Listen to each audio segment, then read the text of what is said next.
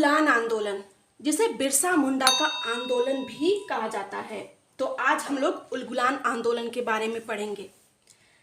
आप सभी का एक बार फिर से फ्यूचर क्लासेस में स्वागत है। अगर आपको ये वीडियो पसंद आए तो प्लीज़ मेरे चैनल को सब्सक्राइब और मेरे वीडियो को लाइक ज़रूर कीजिएगा, ताकि मुझे प्रोत्साहन मिले और मैं और भी ऐसी वीडियो बनाकर आप लोगों के लिए लेकर आती रहूं। तो उलगुलान आंदोलन जो है ये बिरसा मुंडा का आंदोलन है। उलगुलान का अर्थ होता है विद्रोह। उलगुलान का अर्थ है विद्रोह या फिर महान हलचल, या जो आदिवासियों के आंदोलन में ये सबसे ज्यादा व्यापक और संगठित आंदोलन था। इस आंदोलन का नेतृत्व करता बिरसा मुंडा कर रहे थे और इसका प्रारंभ जो है 1895 ईस्वी में हुआ था। इस आंदोलन का मुख्यालय खूंटी जिला था, जो कि रांची डिस्ट्रिक्ट में ही उस टाइम आता था। और जब यह आंदोलन चल रहा था तब रांची के जो उपायुक्त थे यानी डिस्ट्रिक्ट कमिश्नर जो थे वो स्ट्रेट फील्ड थे, और इस आंदोलन का नेतृत्व तो बिरसा मुंडा जी कर रहे थे, लेकिन उन्होंने अपने आंदोलन का जो सेनापति है वो गया मुंडा को बनाया था। और इनकी पत्नी थी, गया मुंडा की पत्नी थी मानकी मुंडा। इन्होंने भी बिरसा मुंडा के आंदोलन में बहुत बड़ा योगदान दिया। साथ ही उलगुलान आंदोलन के राजनीतिक शाखा के जो प्रमुख थे वो दोनका मुंडा थे, और धार्मिक सामाजिक शाखा के जो प्रमुख थे वो सोमा मुंडा जी थे। ये तीनों ने मिलकर बिरसा मुंडा का सहयोग किया। और जब यह आंदोलन चल रहा था तब एक गीत बहुत ही प्रमुख था, कटोंग बाबा कटोंग। यह गीत बहुत ही प्रचलित था।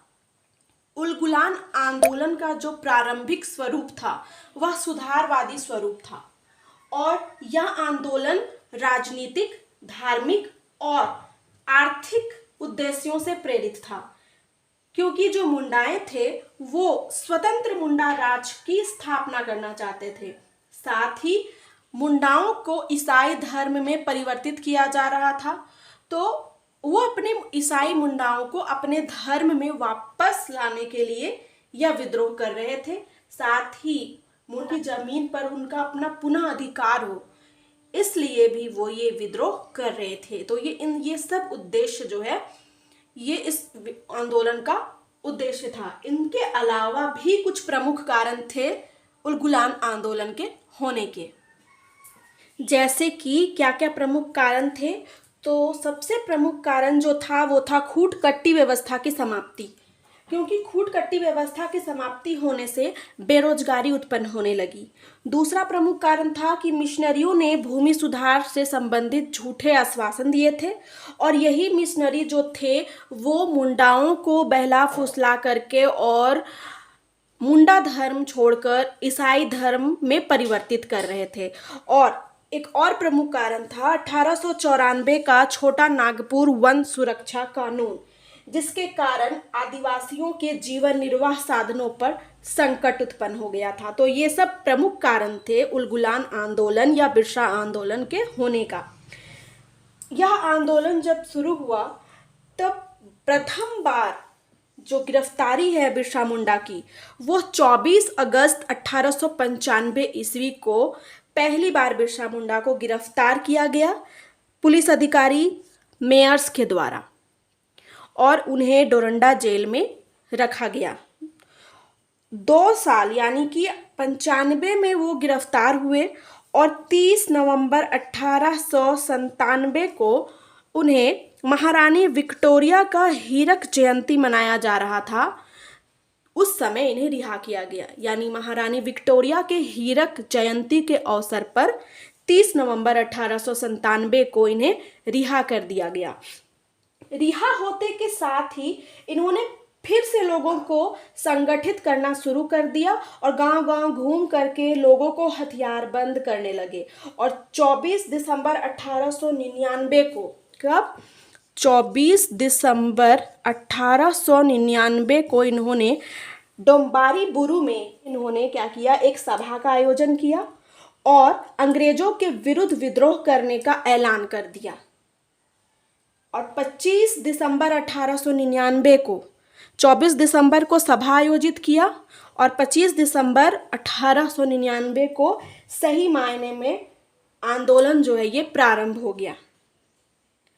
और इन्होंने ऐलान कर दिया कि जितने भी ठेकेदार है, हाकिम है, जागीरदार है या ईसाई है, उनको मार दिया जाए। और उन्होंने घोषणा की कि दीकुओं से अब हमारी लड़ाई होगी और उनके खून से जमीन इस तरह लाल होगी जैसे लाल झंडा।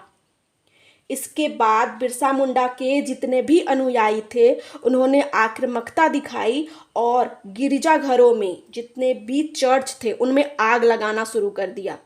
देश के विभिन्न समाचार पत्रों ने बिरसा मुंडा के आंदोलन का समर्थन किया और इसके संबंध में समाचार पत्रों में भी प्रकाशन करने लगे, जिसमें सुरेंद्र नाथ बनर्जी का जो बंगाली नामक समाचार पत्र है, सुरेंद्र नाथ बनर्जी का एक समाचार पत्र आता था बंगाली, ये प्रमुख था। इसमें बिरसा मुंडा के आंदोलन के बारे में प्रकाशन किया गया। बिरसा के विद्रोहियों ने 1900 ईस्वी में डोंबारी पहाड़ पर स्थित पुलिस पर हमला किया और इसके बदले में अंग्रेज अधिकारी फॉरबेस ने और जो समय वहां के उपायुक्त थे स्ट्रीट फील्ड, उनके नेतृत्व में पुलिस ने बिरसा के विद्रोहियों पर जालियांवाला बाग हत्याकांड जो हुआ था उनके तर्ज पर भयंकर गोलीबारी की और विद्रोहियों को पराजित भी कर दिया। और बिरसा मुंडा को पकड़ने के लिए 500 रुपए का इनाम भी रखा गया था। और इसी के स्वरूप क्या हुआ कि बंदगांव के जगमोहन सिंह के शागिर्द जो थे वीर सिंह महली, इनके ही कहने पर अंग्रेजों द्वारा 3 मार्च 1900 को